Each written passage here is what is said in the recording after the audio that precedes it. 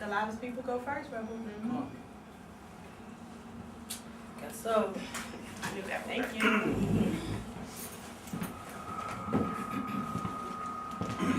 Why? Why? That was the very first question that popped into my head. Why?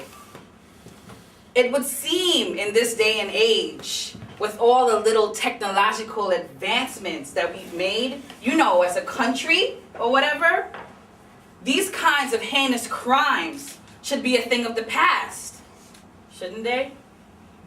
Such is not the case, not at all. How old was this little angel? 7? Taken away from here, from us, because yes, she is one of us, a human being. No, but wait, this hasn't a thing to do with me. Damn it, so why do I feel like part of the accountability lays in my lap? Perhaps that's it. Do we all as a whole feel for this beautiful angel taken too soon?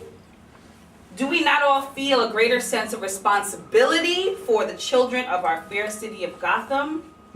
So yes, it has everything to do with me. And just for the record, it has everything to do with you as well.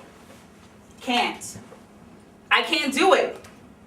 I cannot just stand by and say, oh well, gee, that's a shame, what a tragedy. And do what, nothing? So I'm headed to this gathering where a few of the gang are congregating, shouting, debating, laughing, crying, drinking, and possibly quite later in the evening, a little bit of vomiting. I don't know. We'll see how it all plays out.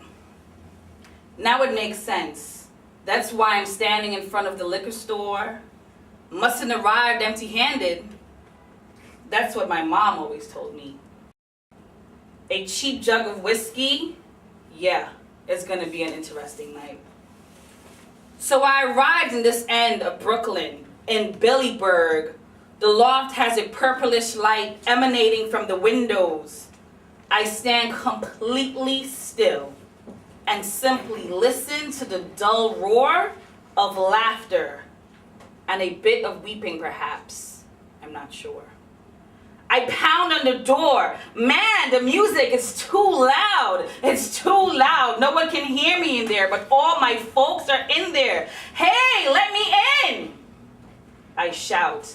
They still can't hear me. I feel alone in this dark hallway, and I think of what she must have felt. So isolated from everyone. Just alone. Whoa. Just the feeling of isolation, that hurts. I can't bear to think of all the other abuse she was subject to. I twist the cap off the jug and take a healthy swig, and of course, at the exact moment, the door swings open, and there I stand, jug turned up to my mouth. It's Rebel. He's brought a jug, and he's already drunk, says the one we call Curious, after he opens the door. I'm not drunk at all, but why bother to explain that? I walk inside the loft with its high ceiling and giant windows. Instantly, I am consumed by the energy. Things are happening here. People are responding. Yeah, I want in. I hand a jug to Sacred Sage, who is sitting comfortably in a rather large black leather beanbag chair, scrawling away in her notebook. What are we doing here, I ask.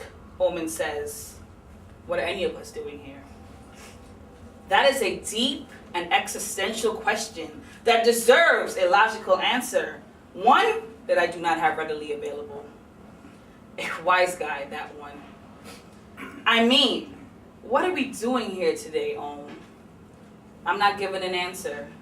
He hands me a smoke and a stack of paper and pushes a milk crate with an old beat up IBM typewriter on it in front of me. Just go, man. See that painting there? Tell us, what do you see? And what do I see? Oh, when they come. Eerie, ain't it? Almost like we're being watched. We stood in the cathedral's great hall, looking up at the statues staring down at us. They stood four wide, dressed in marble robes, with stares spanning the range of emotions. By inscription, they represented saints, normal individuals who, through good deeds and grew to elevated statues. Mere coincidence or a foreshadowing of things to come? Supposedly, he continued, they personify the original virtues. He paused, begging me to answer the question. He just laughed. That's just it. No one remembers anymore. You're supposed to figure that out for yourself. Pretty clever, huh? I didn't respond and carried on their stares. Virtues of your own choosing? What kind of world would it be if we were? How to be good, how to be bad, seems to confound the very institution in which we stood.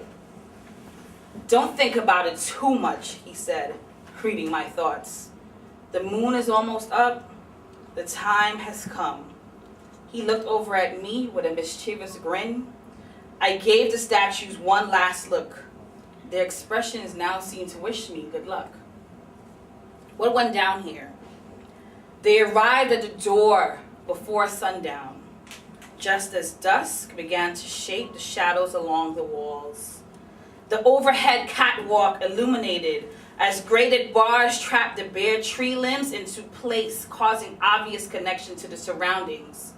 The individuals, 5 in all, were normally a joyous bunch, but the atmosphere allowed no such levity. The door before them led to a dark place, and they all knew it. It was only through the pitch of the night that they could reveal the truth on the other side. And so they waited and read the note again. Behind the door lies the answers.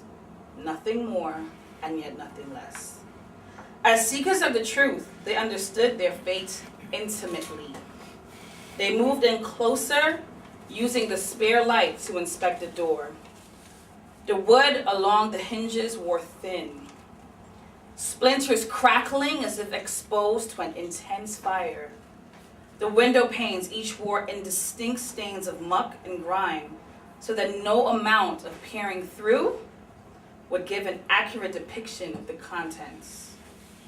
Everything just came off as distorted and masked.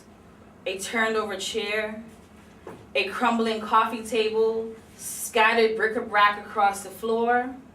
The room, by sense alone, felt neglected. Whoever stayed here last must have felt the same thing. And still, given time, everything changes.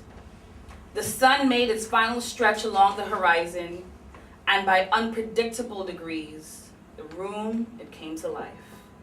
Was it now a young girl sitting in the chair?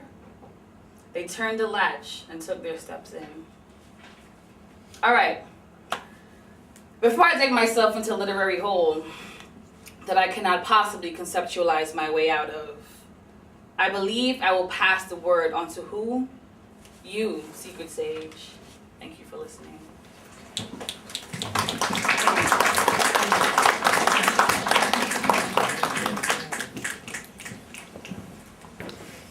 How you doing? My name is Antonio and I'm reading for Sacred Sage, sorry. Yes, our gang